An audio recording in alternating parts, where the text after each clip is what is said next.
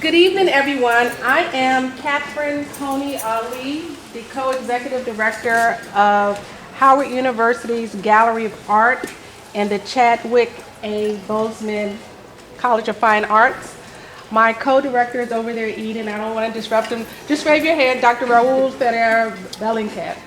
We want to welcome everyone, conservators, faculty, staff, and our students to this wonderful event where we're talking about conservation as activism.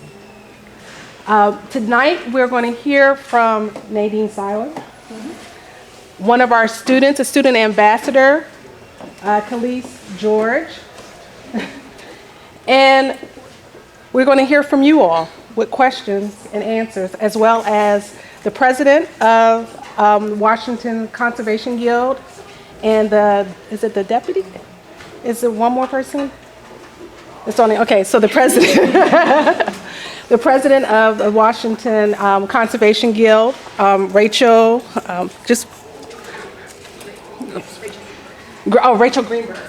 Greenberg, and as well as we're going to hear from you tonight.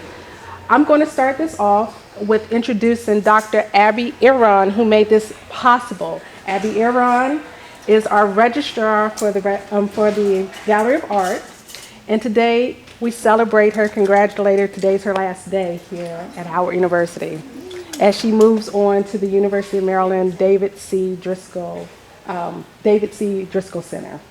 So Abby, if you would come up.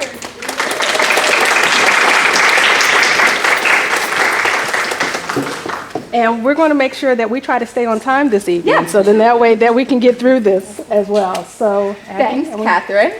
I'll give you a hug. Wait, I'm going to step on this side. All right, I'm going to introduce Khalees. Yes. All right, so I am here to introduce the wonderful student, Khalees George. She is a photography major. She is a painting minor. She is an interdisciplinary artist, and she is also a student assistant, docent, intern in the gallery where she does photography for us, and she takes people on tours, and she's overall fabulous and will now tell us about her summer internship experience. Yes. And I'll turn it over to her.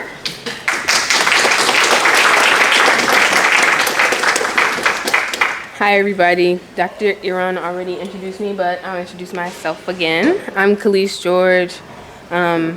I am, over the summer, I was a part of the first cohort of legacy interns for the Valerie J. Maynard Foundation. In respect for Valerie J. Maynard, I will not be going in depth about the intricacies of her life because she passed in September of 2022. Before I start talking about the foundation itself, I'll give you a little bit of a background about Valerie J. Maynard. She was an incredible woman, African-American interdisciplinary artist who created a world of sculptures, prints, paintings, and photographs. She also was a public artist. She has two very large woodcuts at Baltimore City College, which is a high school in Baltimore City. And she was also an educator. You can actually see one of her prints in the third gallery. There is a print entitled "Slavery to Slavery."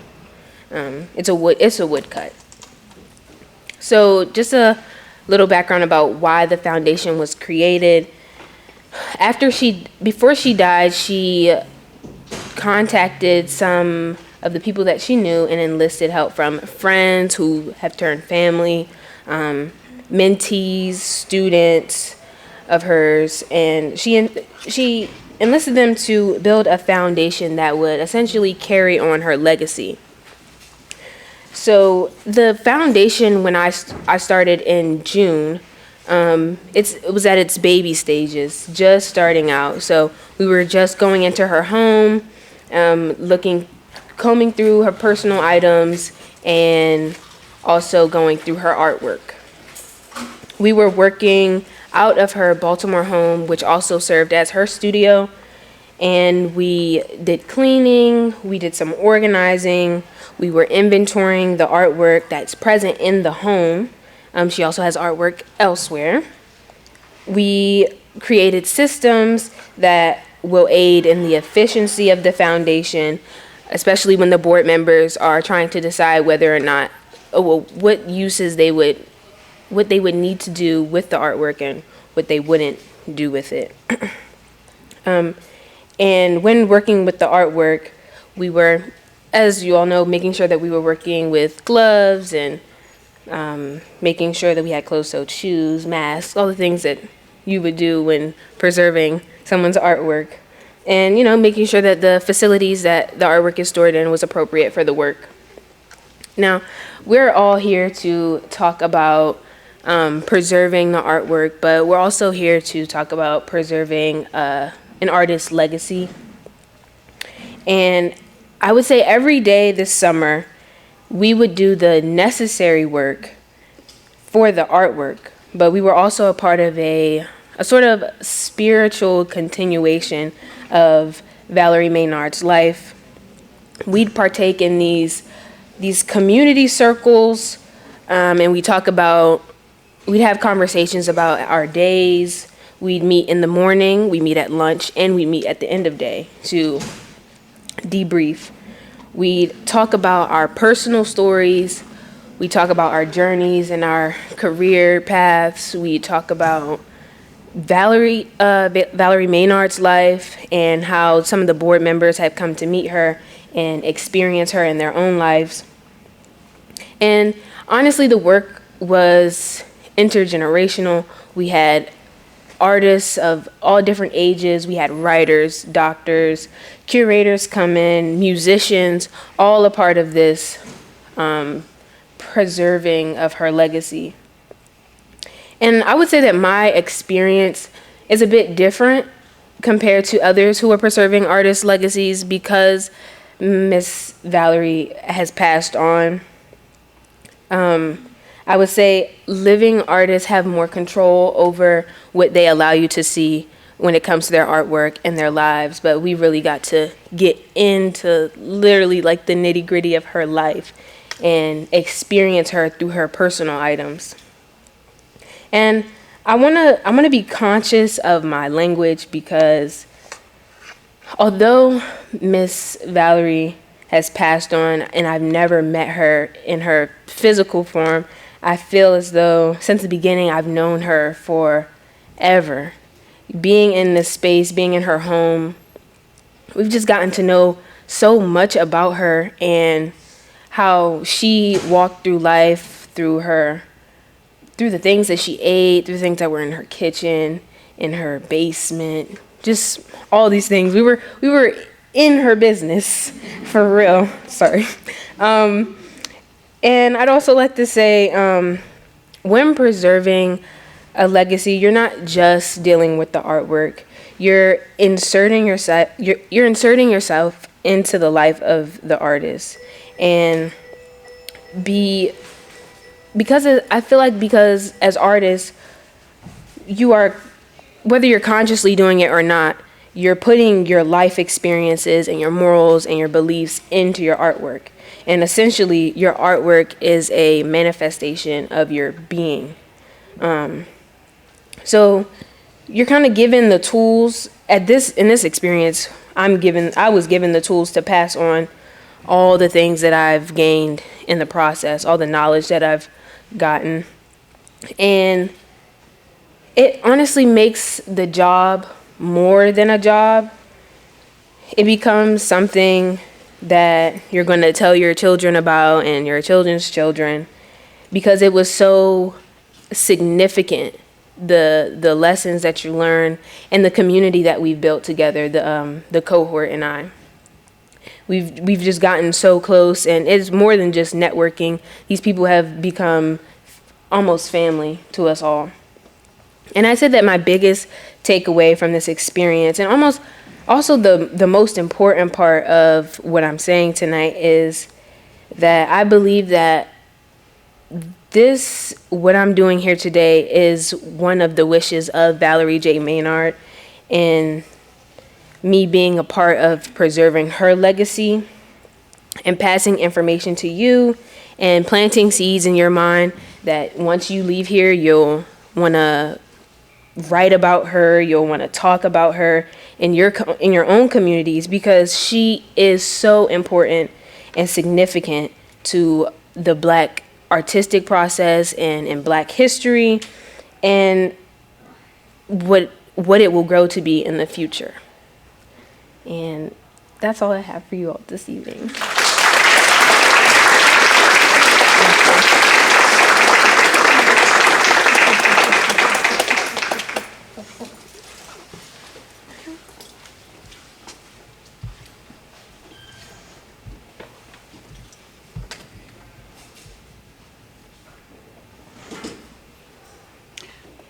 Hi, thank you very much for having us here tonight. I'm Rachel Greenberg. I'm president of Washington Conservation Guild. For those of you who are unfamiliar with Washington Conservation Guild, or WCG, we are a regional forum of conservation professionals dedicated to preserving art and historic works.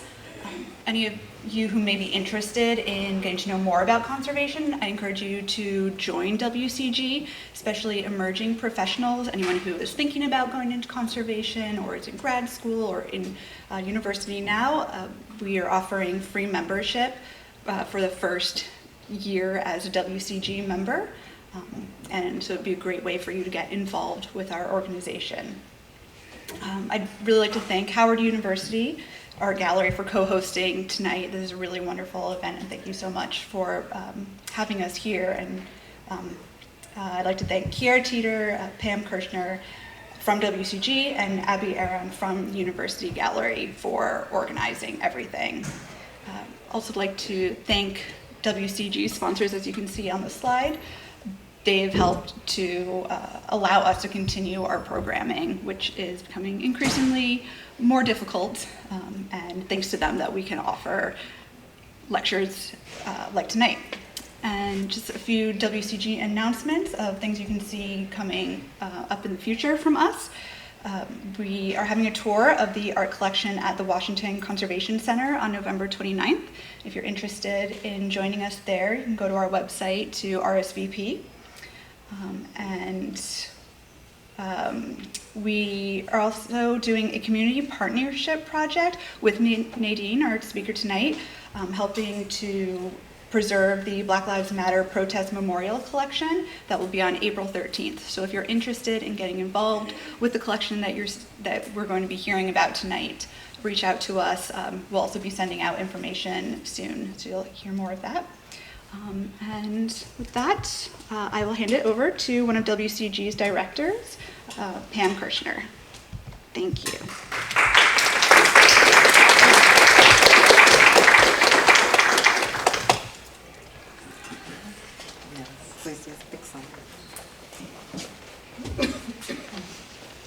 Nadine Seiler is the accidental guardian, curator, archivist, historian, and custodian of the Black Lives Matter Memorial Fence Collection. She is part of a team that includes expert archivists from the Enoch Pratt Free Library in Baltimore, DC Public Library, Moreland Spingarn Research Center at Howard University, and the Library of Congress, dedicated to ensuring that the protest art and artifacts that survived on the security fence installation around the White House from June 24, 2020 through January 30, 2021, from the historic racial justice protests, are preserved as a collection. It is my pleasure to welcome Nadine Seiler.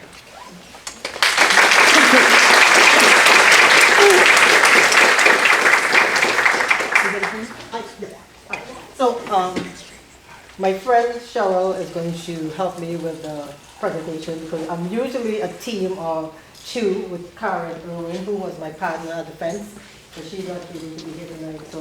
So, my friend Cheryl is going to help me. And I want to say a special shout out to my friend Rachel, my sister, and my friend back, Kathleen Fitzpatrick, we all resist together at the fence and at SCOTUS and in front of the justices' homes. So just wanted to acknowledge them and thank them for being here.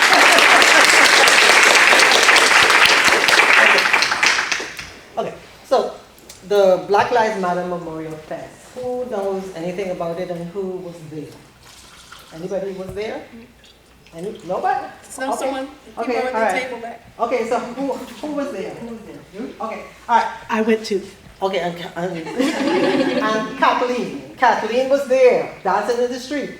So the Black Lives Matter Memorial Fest. It's the fence that was put up on June 2nd. Well, there are two fences. So one fence was put up on June 2nd. Should I move it? After, do you want me to move? Do you want to move the Okay. slide? Well, that, Right here? okay, yeah. So the fence was put up on June 2nd after the person who was in the White House decided that the protesters who had come to voice their opinion and their frustration with the death of George Floyd, that they were making too much of a ruckus in Lafayette Park, and a fence was put up on June 2nd. And on June 9th, we got word that the fence was going to come down. The Black Lives Matter community came together and took down all the signs that were on the fence on June 9th. Some of the museums came by, and the Costume Museum, some subsidiaries of the Smithsonian came by and took items off of the fence. And then the physical fence, so the items came down on June 9th, and the physical fence came down on June 11th. Then fast forward to June 20th, which was a Friday, I believe. The BLM protesters decided that they wanted to pull down the Pike statue, the Albert Pike statue that's on 4th and 3rd and D, and they were successful in doing it. A lot of people say that the other person who was in the White House lies all the time, but in this particular case, when he said that the DC police did not do anything to stop the protesters, he was telling the truth. They did not do anything. We were on our way to Mitch McConnell's house because when the protests broke out, there would be spontaneous protests that would break out, and people would go and close down 395, close down 16th Street, close down the tunnel, and we were on our way to Mitch McConnell's house that Friday. And as we were passing by, it was probably about 10 of us, or 10 to 15 of us. This group of people came by and said, "Oh, we need help, we need help." And we were on the other street, whatever, I think it would have been probably E. And we went to where they said they needed help, and we ended up in front of the Albert Pike statue. And they pulled the statue down, and everybody got giddy, and then they decided, okay, we got the statue down that people wanted down for however long in DC. We're going to go pull down the Andrew Jackson statue in Lafayette Park on the Tuesday. And they were supposed to do it at 9:30 at night, and I got there around 7 o'clock in the evening, and they were already being tear gassed and pepper sprayed because some group had come and said, "Oh, let's go pull it down in the light of day." And by the time I got there at 7 o'clock, they were already being pepper sprayed and everybody was pushed out of Lafayette Park, and we were on East Street. And that was the 22nd of June. Overnight, they pushed us out to I Street, and then when we returned on January 24th, a second fence was up. So there was a first fence from June 2nd to the 11th, the physical fence came down on the 11th, and then a second fence was erected on January 24th, June 24th, 2020. And that's the fence that I was at, only because COVID happened, and I helped people organize their homes. Nobody wanted me in their homes because nobody wanted to die. And so I ended up spending my time, and rather than be in the house, I just ended up sitting on the concrete barriers in front of East Street. So while I was sitting there spending time, during the night, during the daytime, whatever time I got there, I saw that the people were plastering the fence with all these protest signs, but because of the weather and the elements, the signs were coming down and they were being strewn on the sidewalk. And my home organizing OCD kicked in, and I just started picking it up here, picking it up there, putting it up against the wall. And next thing you know, I was spending 5 minutes, I was spending 10 minutes, I was spending an hour. We eventually, I got to the protest on May 29th, and I stayed at the fence basically 5, 6, 7 hours a day, sometime in the nighttime, sometime in the daytime. And at the very last, from October 26th, October 27th through January 30th, Karen Irwin and myself, we stayed 3 months at the fence, making sure that the protest signs were protected from the people who were coming to tear it down, because they came on the 26th and they tore almost everything down minus 10 items. And Kathleen was there with us. People would come from New York, allies would come from around the country, but we had a group called We Will Not Be Silent. Kathleen was part of that group. They would come and we would find out from the 2.5 blocks that we had from Vermont to 17th, and we would walk the entirety of the fence, making sure that people who were passing by, who came to see the White House, wasn't pulling down the signs. And the items on the fence, so we had items on the fence that were made of paper. Most of the items were made with either cardboard, poster board, cardboard. Some were just regular 8 by 11 paper. We had corrugated plastic, like that item over there. We had textiles like this, so people would bring.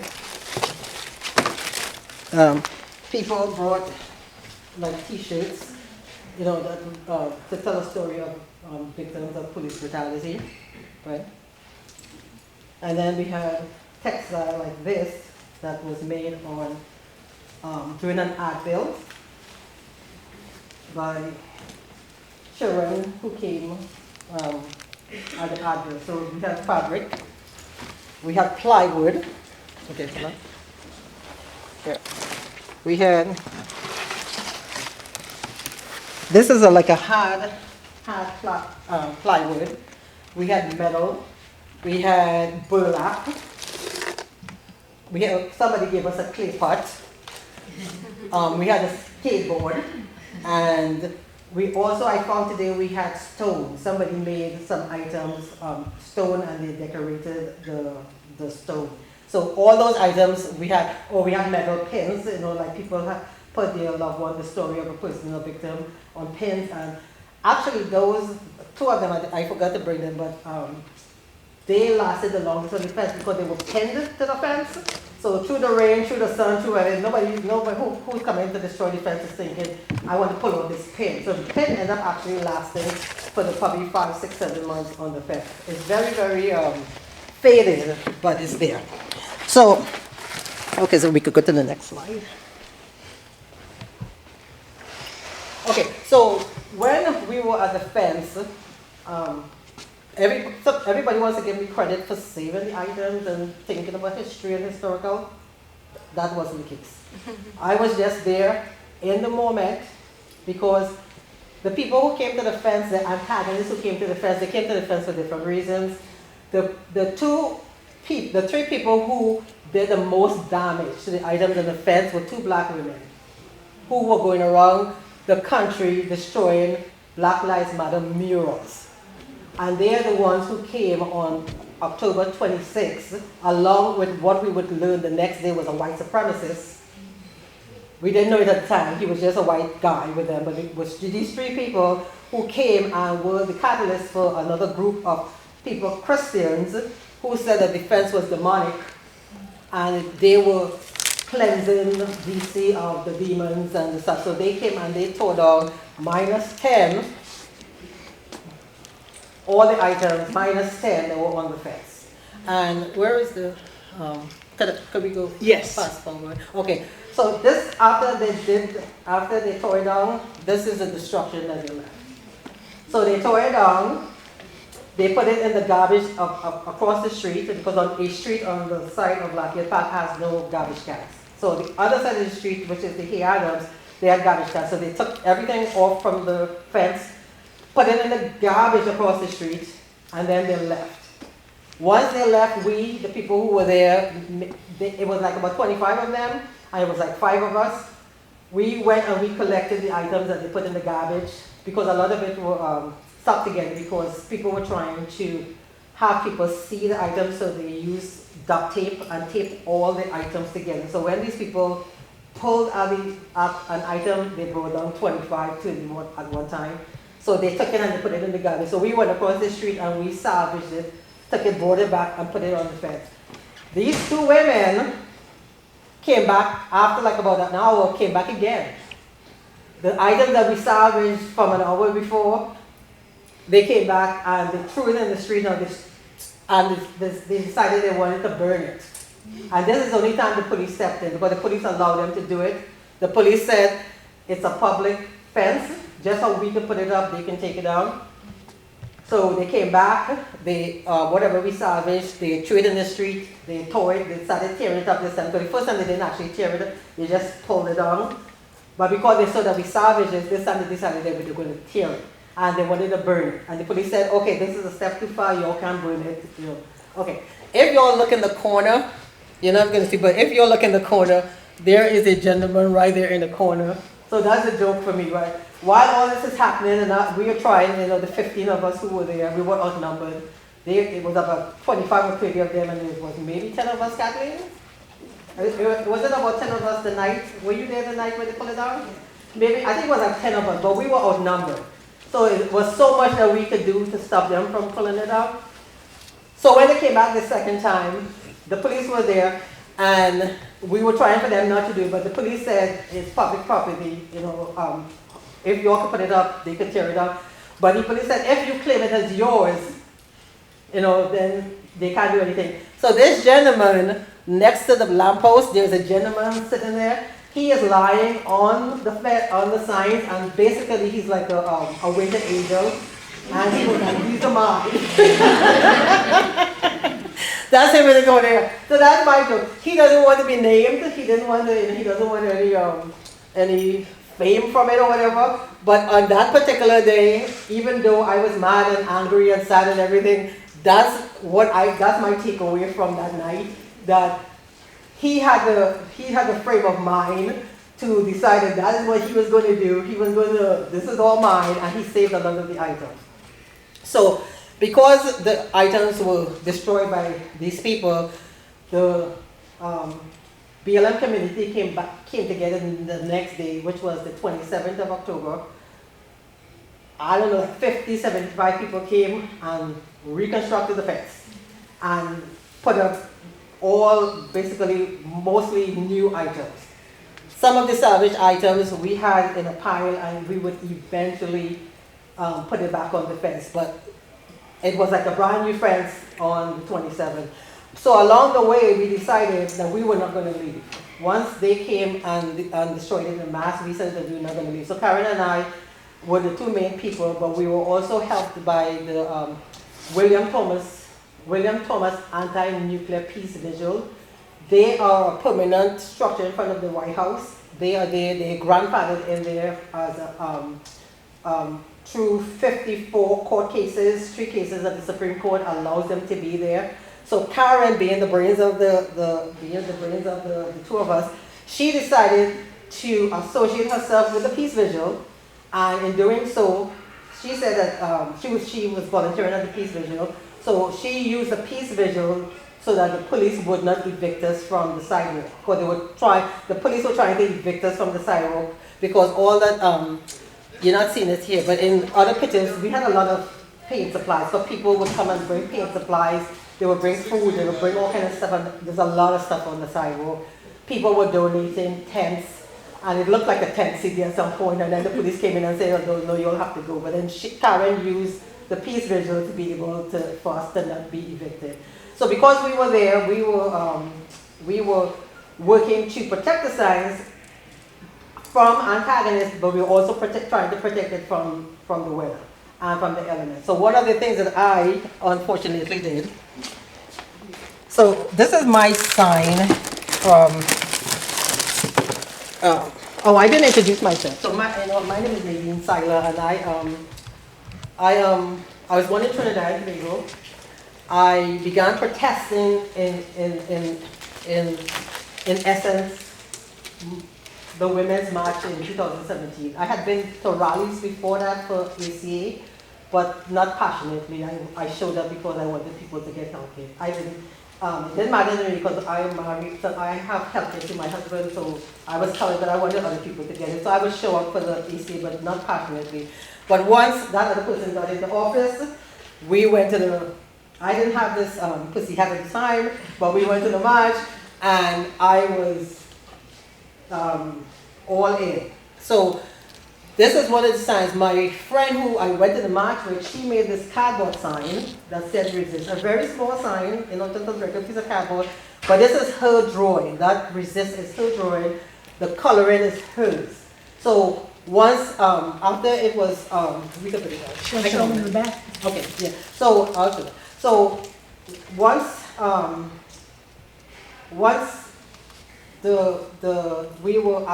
we were protesting from 2017, 2019, 2018, 2019. I ended up at the White House through this group called the Kremlin Annex. We were there protesting after he had gone to Helsinki and said that he didn't agree with the 17 spy agencies, that Putin wasn't a threat, was not really true. A group formed there, and I ended up there. So I would go there with this sign. She did a small sign, but I blew it up, and I took the sign with me. And if anybody passed, they didn't know that I was there, but they saw the sign, they knew that I was there. So this is the sign that I had with me from 2018.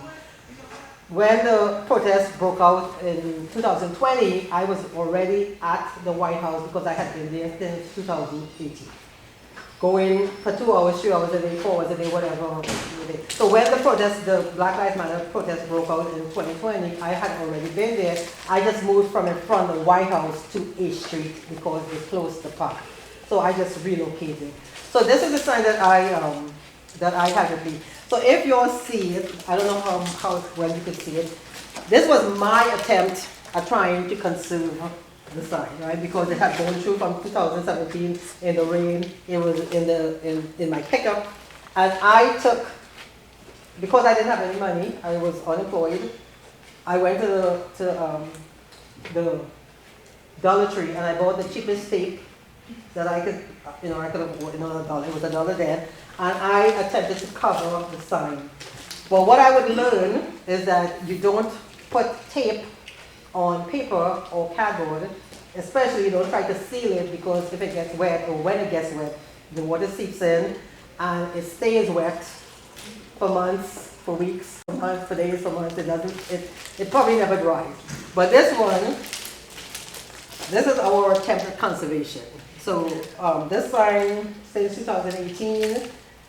And I know that not to do it, I don't feel bad about this because it's mine, but the other ones that I did, the other people's sign that I messed up, I feel badly about it.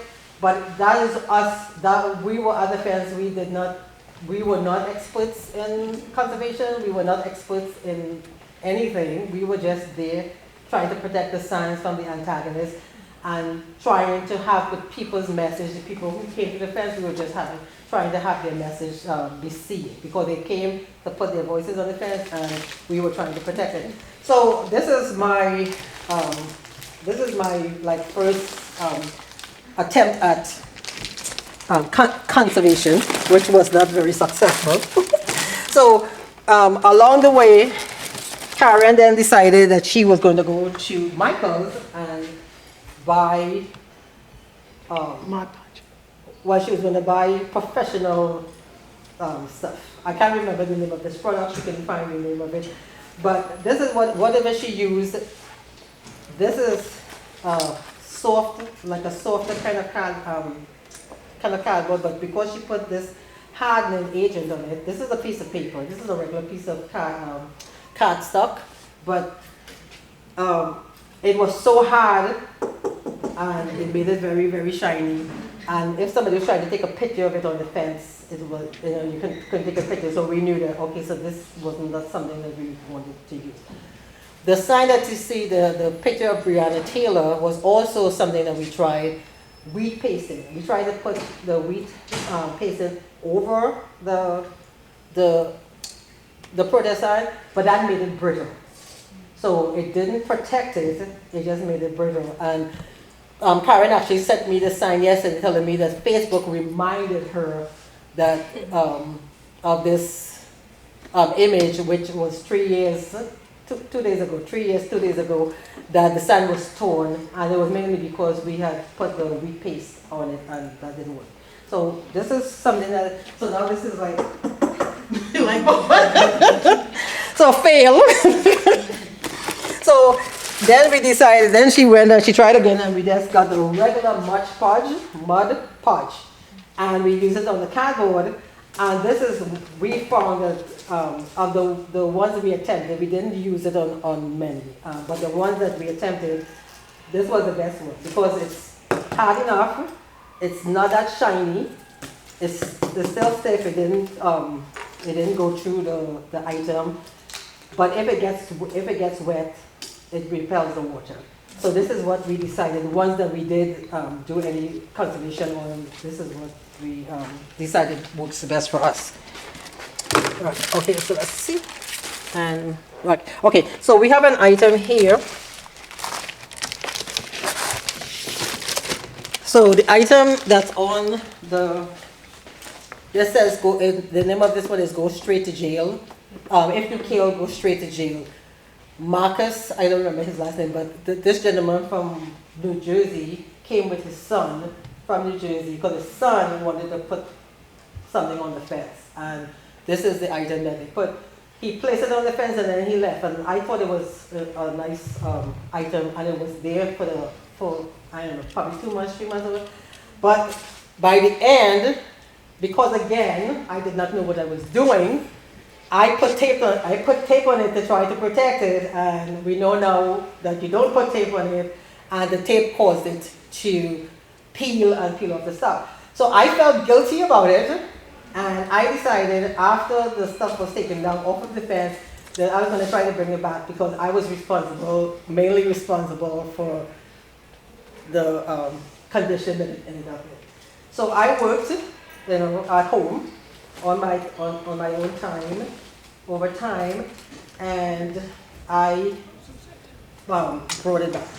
Now, some people felt that I shouldn't have done it because I should have left it in the condition that it came off of the fence. The true archivists folks.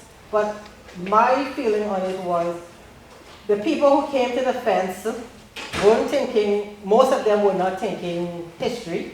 They weren't thinking. They just wanted to express something. So if something is faded and you can't read it, the person's message is not getting through, right? So by bringing it back, okay, thank you. So by bringing it back, the person's message is getting through. And I totally understand the historians and the archivists who feel that it should have been left in the condition it was taken off. But I know from talking to the people who were friends, most of them came because they just felt so strongly about wanting to say something. They were not thinking that this was going to end up in any kind of archive or whatever. But the fact that it is in an archive and somebody can see it 10 years from now, 50 years from now, probably hopefully 100 years from now, I think they will be okay with me having traced over it. I would hope. Hold Okay. it up. It's upside down. Oh, I'm sorry. Okay, yeah, so that is the condition. That is the condition that they came off of the fence. And this is the condition that it's in right now. And hopefully, at some point, a museum like the Smithsonian or some museum would step in and help me with it to put it in acid paper or something so that it doesn't deteriorate anymore. But right now, so this is the condition. This is the condition that is in. Okay, let's go. What's the next one? Okay. Okay. So while we were at the fence, protecting the items in the immediacy, um, people came to the fence and they brought us food, they brought us clothing, they brought us um, linens and all kind of stuff, right? Because they wanted to make sure that we weren't cold and that. So one of the people who came to the fence was Eliza Leventhal from the Library of Congress. She came there on her own. She came every morning, almost every morning, to photograph the fence for her own personal historical use. And Karen is friendlier than I am, so Karen befriended her, and she ended up doing our laundry, and she ended up doing the laundry among sheltered people, and she ended up bringing us coffee and stuff. So next thing you know, we decided it was November, December. After the election, we knew that the other person was gone, so we knew that that the fence was going to come down, because once the other administration was in, the fence was going to come down, so now we needed to find somewhere for the stuff that we were protecting from the Proud Boys and or keepers and all these people. I wasn't thinking history, but Eliza was thinking history because that is her area of expertise. So she started thinking, okay, how can we keep this stuff for historical purposes, for historical, for provenance and stuff.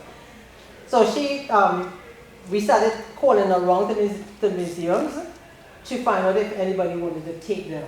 And unfortunately, because COVID was happening, nobody was in the field.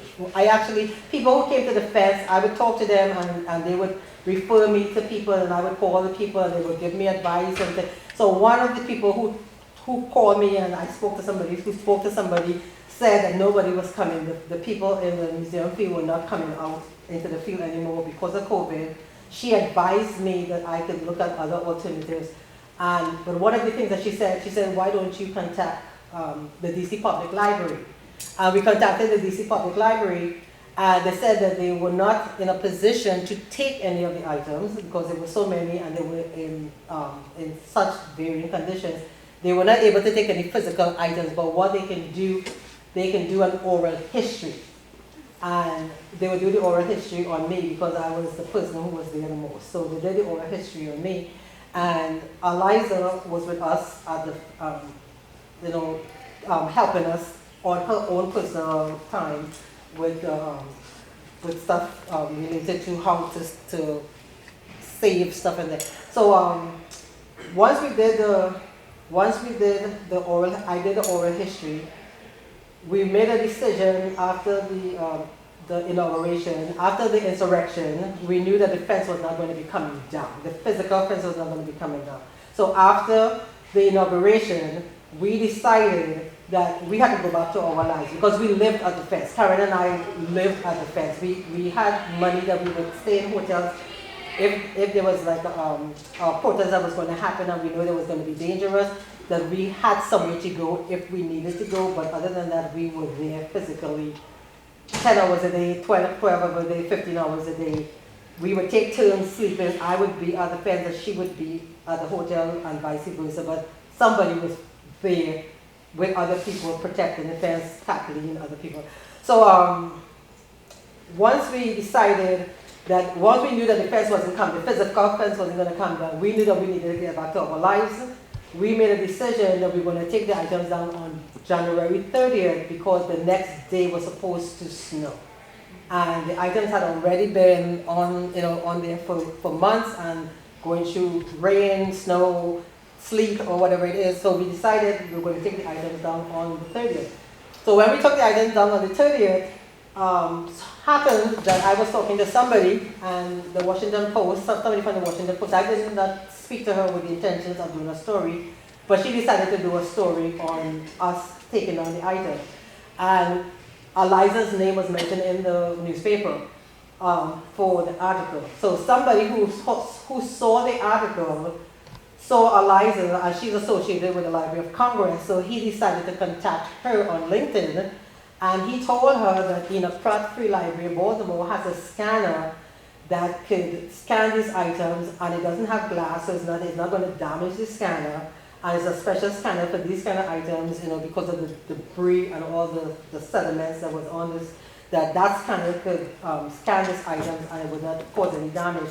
So Eliza asked if we were interested in having the items scanned, and Karen and I were like, nobody is doing anything for nothing. We don't have any money. Why do you think that we have money to do this? We didn't say it to her, we were just saying it to ourselves. We didn't even say to each other, we were just saying it to ourselves. We don't have any money. Who's going to scan 700, 800 items for nothing? But Eliza said, do you want me to contact Pratt? And I said, yeah, you can go ahead. I'm thinking to myself, yeah, you can go ahead. So she went ahead and called Pratt, and she got Jody Hoover, who was the digital manager at Pratt at the time, and she explained to her that we had the fence, and we had the item from the fence, and if they would be interested in helping us scan it, and she said yes.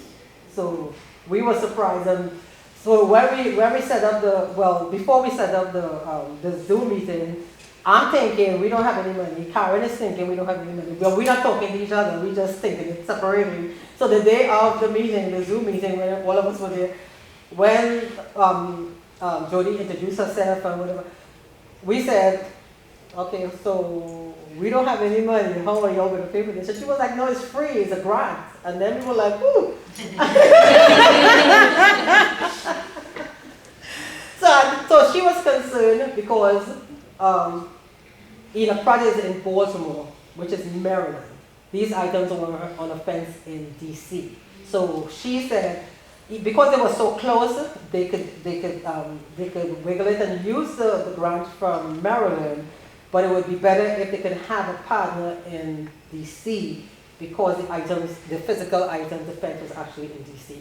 So Jody called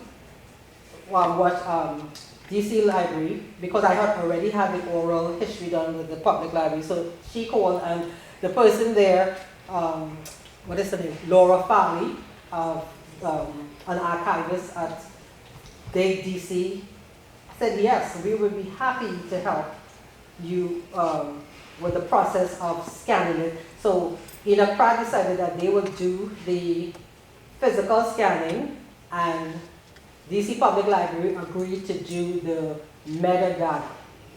So what DC Public Library did, so what we decided that I would take the items to Pratt in batches. Because initially we thought it was like 800, but then it ended up being like over 1,000 pieces. So we took it in batches. It ended up being like 6.5 trips, well not half, like 7 trips. Well, the last trip was a little bit. So about 7 trips. We took so at first we took like 85 pieces so that they could see what they were up to. And then because the process wasn't as difficult as they thought, we started taking more. So it's got to be 200 and then 400 at one time. So it ended up being like seven trips. So I would take items, they would scan it, and then I would go back up to them, take the items that they scanned and give them the new items. The process took like about 18 months. So we started in March of 2021, April of 2021, and we were finished in October of 2022. October of 2022. So that's the scanner that was used. I can't tell you the name of it, but Pratt, so that's the scanner. Once the items were scanned and digitized, they are available on Dig DC, Black Lives Matter Memorial Fence. You could just go plug in Dig DC, Black Lives Matter, it comes up. All the items is over 1,100 items. All the items are there. DC Public Library invited the public to help them with the metadata. They had a standard that they used, but they held what was the name of that thing? I can't remember, but they held an event. I can't remember the name of the event, but they held an event where it was like about 30 of us working. They gave us batches, and they had a standard that we would we would say what the material was, the color of the material, the theme of the material, and so we held 2 of them. And then DC Public Library said that the archivists at the library was so interested in the project that they didn't want to hold another event, that they did it themselves. And they got all the metadata done. So what we did, because Ina Pratt became involved, the Library of Congress took 32 pieces, 32 items from the fence, and they have it in their collection.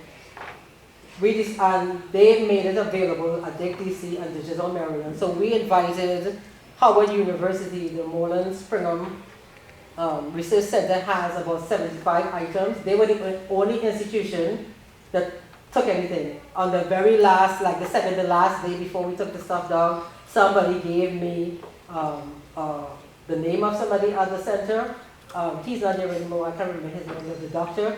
And he said, yes, we will take it. What happened is that at the time when they took it, they were not a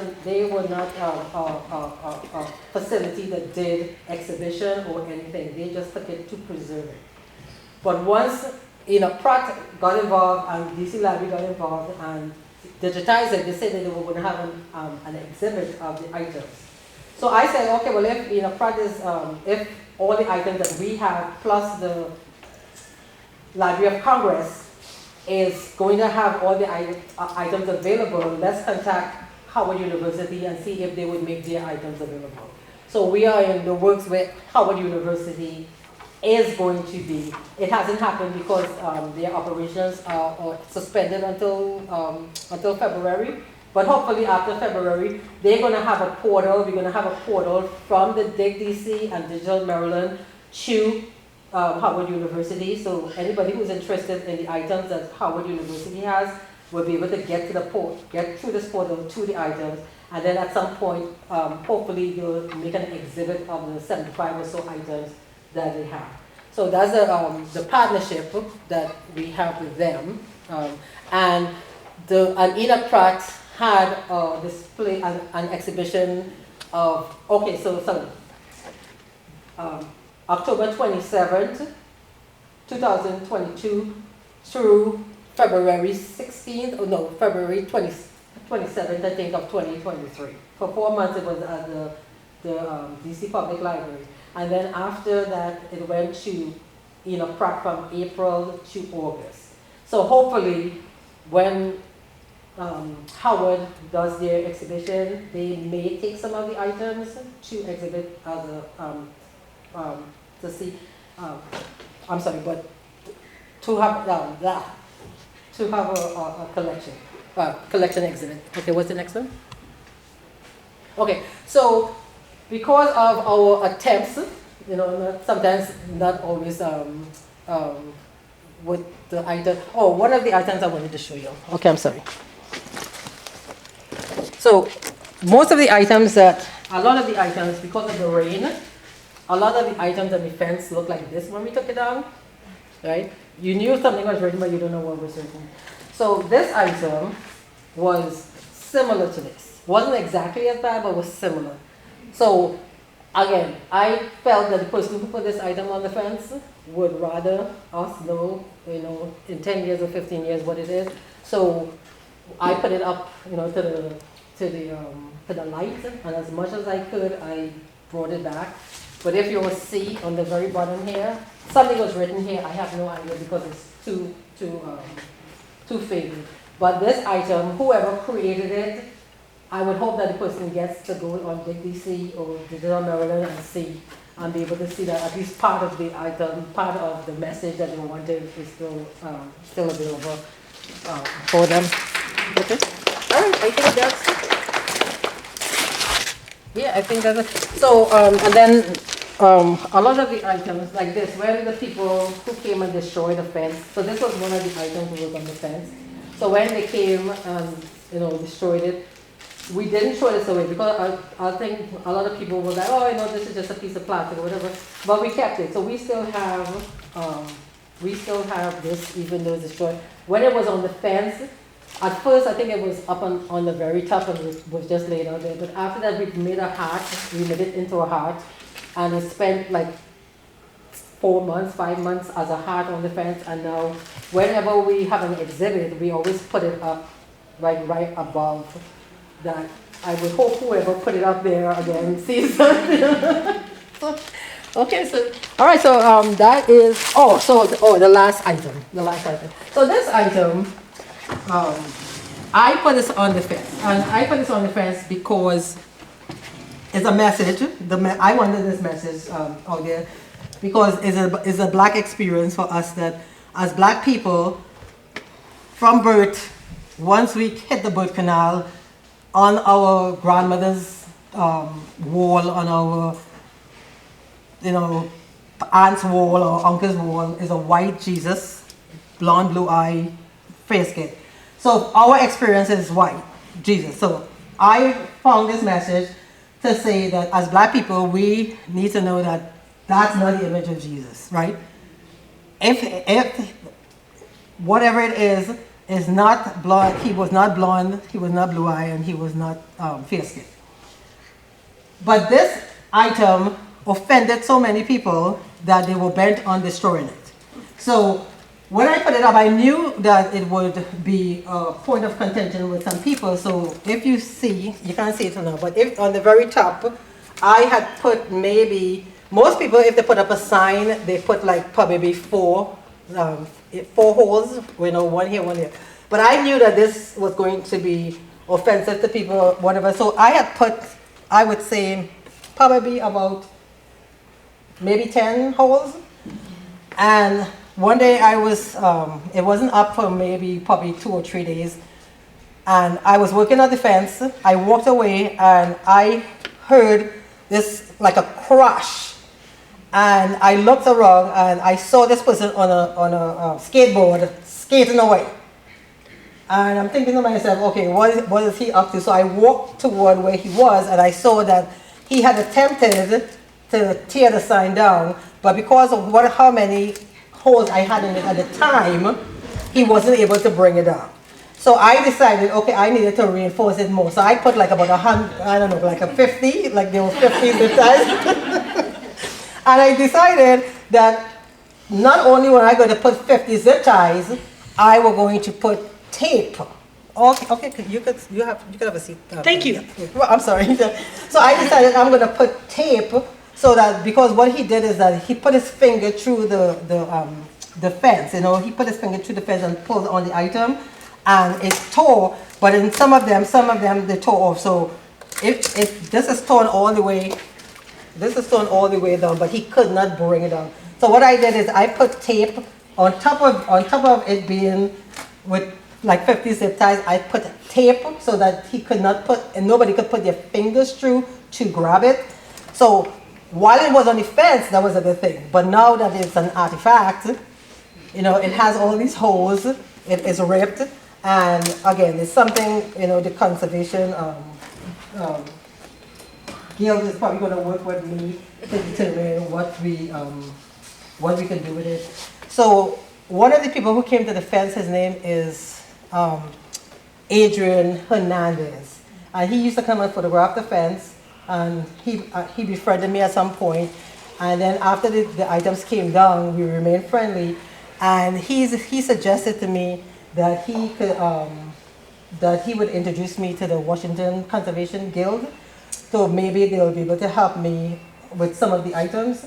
And that's how I'm here today, because he introduced me to Dorothy, who said that we can work together on the items that have mold, because a lot of the items were in plastic. They were in just regular sleeves, paper sleeves. But because they were in plastic, they have a lot of moisture, and the moisture caused mold, and that's dangerous. And because they were in plastic, the paper got crumpled, and a lot of that. So Dorothy and the Washington Conservation Guild and the people who are going to volunteer are going to help me with, I think it was 300, how many items did I say, Dorothy? I think 300 and something items? I think it's only 100. You sure?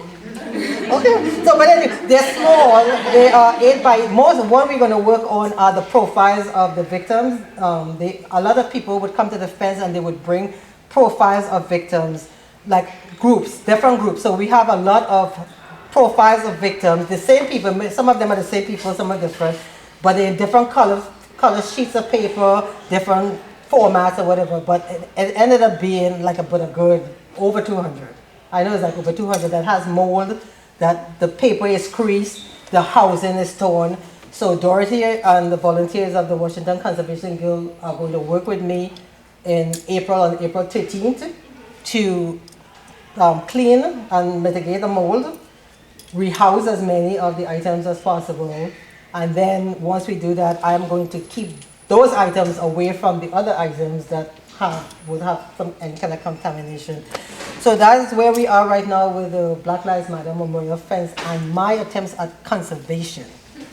And as I said, I would hope that at some point, like a museum, the Smithsonian, some subsidiary of the Smithsonian would contact me, because I tried to contact them, but nobody was interested. We have a lot of press, so hopefully at one point somebody from a museum will contact me in terms of preservation of the other items. We have over 1,000 pieces of protest art and artifacts, and they are deteriorating as we speak. So if a museum or somebody could step up and help me in terms of preservation of the physical items, even if they help me to loan them out to institutions, maybe for 10 years, maybe for 15 years, maybe for 50 years or whatever it is, but let it be somewhere else, not sitting, right now they're sitting in storage, and they can be seen on the deck DC, which is good, right? But the physical items are deteriorating, and I would like for it to go somewhere where it could be exhibited. Because when it was exhibited at the Pratt Free Library, and when it was at the Washington, at the DC Public Library, people were so glad. People who had been at the fence and saw them in person, they were so glad to know that these items were still, that they were still there until it existed. And some people, I'm not a crier, but some people actually cried knowing that the items were safe. So it would be nice to have an institution take some of it and have exhibits around the country. And one of the teams of the Black Lives Matter fence, we were there I was there by myself, and well, not by myself, but mainly, I was there protesting and tending to the fence. And then because I was there, Karen showed up and she found me, and she stayed. And then because Karen stayed, Karen is an actor and a community person, so she brought music, and she brought more of the community, and more people came. Unsheltered people came, people like Cheryl came, and just more people came, and more people, and more community. So we would like at some point to take the Black Lives Matter Memorial Fence on the road. We did it in Tulsa, Oklahoma for the Black Wall Street Massacre 100th anniversary. We took 85 items and we put it on a fence in Tulsa, Oklahoma for 3 weeks. We put it in front of the Vernon AME Church, which has the only structure from the massacre of the 40 blocks that were burned. It has the only original structure, which is the foundation of the church. So that pastor allowed us to put the Black Lives Matter items on his fence for 3 weeks. And we would like to do that in the future, take it to places like, like Texas and Georgia, where they're doing this voter suppression, so people could see that, okay, maybe, you don't have to be out there protesting, but if you have it on the fence and the messages, and people from the community could come and create their own messages. And you have a Black Lives Matter DC, and you have a Black Lives Matter Oklahoma, and then you have a Black Lives Matter Georgia. This is what we would like for the future of the artifacts. Okay, and that's it. Yes.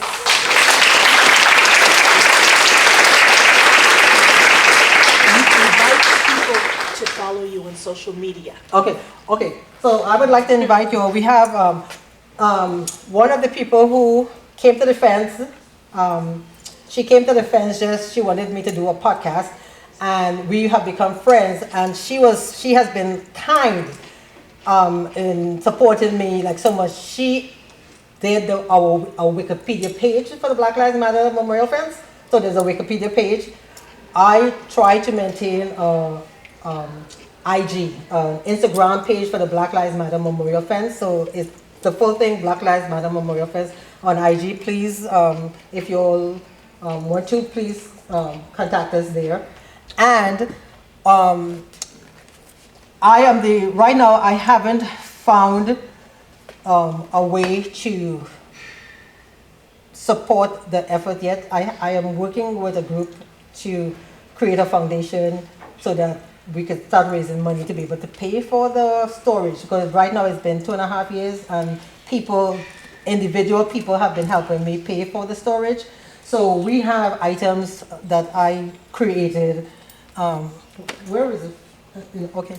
Oh, Rachel, could you stand up and show people your t-shirt? She's my billboard. Yeah.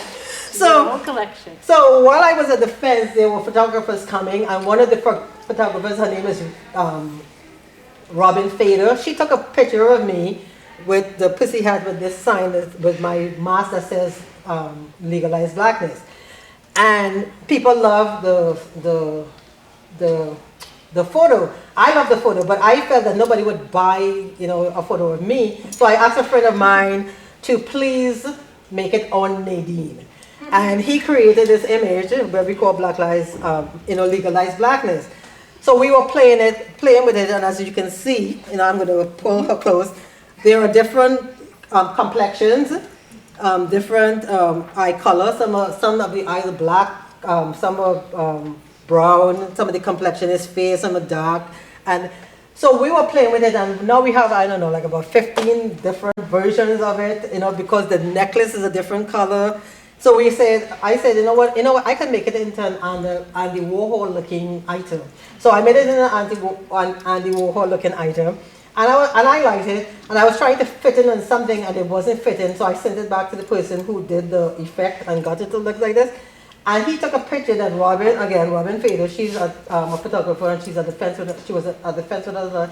She took a picture of the fence by itself. And on the bottom here, it has the victims, some of the victims, how it was placed on the fence. So we put the image of the Andy Warhol image, and these are the victims on the bottom, and then this is the Black Lives Matter banner that was on the gate. So we created this item. So if anybody's interested, there are like about 15 different versions of it, with each one that individual or multiples. If you all are interested, you all can help us, purchase a t-shirt or whatever, so we can pay towards the storage. And thank you so much. Oh, this is my okay. Thank you, yes. So at this time, we welcome everyone and anyone who's interested to have questions and comments about Nadine's talk. Yes. Okay. So yeah. Please do so now. We welcome anyone who has questions for her. What's that? Hit this line. Oh yeah, there it is. There it is right there. Yeah, there it is. Yes. Any questions? Comments? Nope. Hi. Wonderful, thank you. I feel like I'm a paper conservative, and I feel like someone's obviously told you that paper conservatives hate tape. I know, believe me, I know. But I just wanted to let you know that you were really in a different position there. Actually, your tape has saved them, because you're here today showing us these posters or banners, and they might not have been here if you hadn't taped them. So I wouldn't tape something Right. that worked. Right. It was just the perfect thing to do at that time. Right. Thank you. Yeah. And so I don't feel bad. Don't say I know, right? it wasn't. Yeah. It's done the job, which is Thank you. meant to do. Thank you. Yeah. Yeah, because I wanted, like, when we first took it on, we decided to take down, we put up all the items that we possibly could. I did not go to sleep the night. For Friday to Saturday morning, did not go to sleep. Put up as many as we can. Still some remain, and they took pictures of each panel. It ended up being 78 panels from Vernon Place to 70th Street, and then being 78 panels. So they took pictures of it, and if you would look at the pictures, you would see like some of these items, they're so faded that you really can't read them. So yeah, it was a toss-up, and I understand that some people wanted it to be left as it was when it was taken down that day. Yeah, so. I mean, that can happen with lots of artworks or archival material. There's a fence on both sides of that with things, so. Okay. All right, thank you. Okay. Yes, hello. Yeah, thank you very much. Thank you. You're my sister country. I'm the other end. I'm from Jamaica. Okay, you're Yadi. Down on Okay. the Caribbean. Okay. Not Australia. All right. So I thank you so much because I don't have the guts that you have. Okay. I'm an engineer. But I don't never feel guilty about anything. Right. Because I read a book that talked about failure, guilt, and two other words I can't remember now. But it said that those are non-entities because guilt is not necessary. Mm-hmm. We did what we did when we did it. Right. Because we thought we didn't know better. Mm-hmm. But it taught us a lesson. Right. And others actually. Right. And that's the art in the art anyway. The little mold. Yeah. If somebody knows how to get rid of it or paint over it or whatever they have to do with it. But that's for the people who are curators. Right. Then the other thing is, have you considered consulting organizations under the aegis of my alma mater? 4 times graduated. I even did courses at George Mason just to prove to the powers that be that I was a very good student. You always have to prove yourself. Right. I mean, that's for the rest of you who need to hear this. But have you thought of consulting for Brad Howard? We have a new president. I'm sure he has his art angels who take care of these matters like a vice president, logos, whatever it is. Under the aegis of Howard, because Howard is groundbreaking always when they're ready.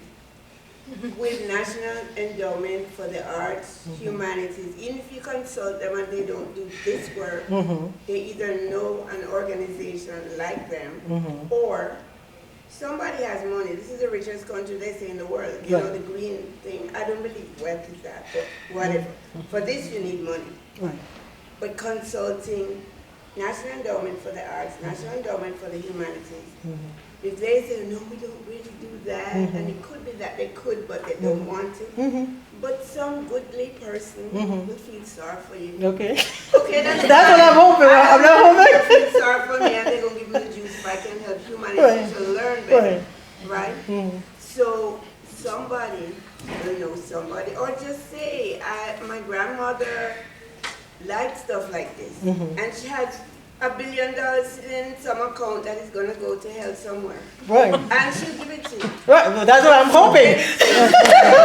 Meditate and the power of positive thinking will get you the money. Okay, all right. That's what I'm hoping. Right. Yes, that energy right here. Well, I actually spoke with somebody from the Humanities of the Art from Mayor Bowser's administration. She gave me her card and I tried to contact her and then she didn't follow up. So, but I know it's just a matter of time that because the people who are involved, like I was telling Abby, Dr. Victoria Van Heining from the what is the name of it? Cafe. Cafe for. Let me see. What is it? The Cafe for Archival Futures, Center for Archival Futures at the University of Maryland. She saw the article in the newspaper and she contacted me, and she has been very supportive. She actually, they did a grant. They proposed a grant and they included us in that grant. They haven't gotten word on it yet, but they included us in the grant that they for us to be able to go around the country with the items and possibly put up a fence somewhere so we could involve people in activism. So I know it's just a matter of timing, that it will get to the right ear and get to the right eyes at some point. So I am confident. Thank you. Yeah. Sure. Thank you. Nadine, we're in a room full of people, and I was on the phone with you, and I was texting you with, and thank you for including me in this project. And I want to celebrate what you did, because I was sitting at home in a warm, comfortable place, as many of us here, while you were out there day and night with Karen and others. And I have said it to you many times privately, and I'm happy to say it openly in front of people who might agree with me, that what you've done is as significant as that of any other historic civil rights, social justice leader in our history. Name one, Harriet Tubman. Name another, Rosa Parks. Name another, okay, Martin Luther King. What you did was astoundingly phenomenal. And I could go on. And I really am just happy to say it in a room full of people instead of privately on the phone trying to convince you that this is true. So if anybody in this room agrees with me, thank you. Thank you. Thank you. Thank you. That's my turn, but I didn't pay her. And She can't get rid of me. I worked with Cheryl at a job, how long, 20 years ago? 19 years ago. Yeah. Almost 20. Yeah, yeah. Well, and you've been a wonderful friend. Thank you. And so have you been. Yeah, she did the presentation for me. Because I know my phone. My phone is out there being raucous and rambunctious, but this is her phone. well, what I want to say is that Howard University is very thankful for you being here and for the Washington Conservation Guild bringing this to us. We want to thank Rachel, as well as Pamela, Kiara, Dorothy, everyone, Abby, and all of our students, everyone that's made this possible. Dominique. I forgot Dominique. Dominique, thank you so much. And Dominique for making this possible. And we look forward to do many more programs with you all again. Just give us a call. We're here. We want to be a part of what you all are doing. It's very important. We want to be a pipeline to conservation here at Howard University. We are actually putting a lot of our students in summer internships in conservation now, so that they know what conservation is. And I will tell you all that I was one of those students in the 90s that worked with AIC and the Angels Project that came here and was going to be a conservator. I'm still in the museum field. I still want to take any more science classes. But to let you all know, I was a science major before. But I'm happy. I'm happy that we're able to share this knowledge and that you all are here and have been so open to basically helping us. I want Abby to come up for not the last time, but just for one more time. No, it just closes. We want to thank Nadine. Thank you. Thank you, Cheryl, for coming.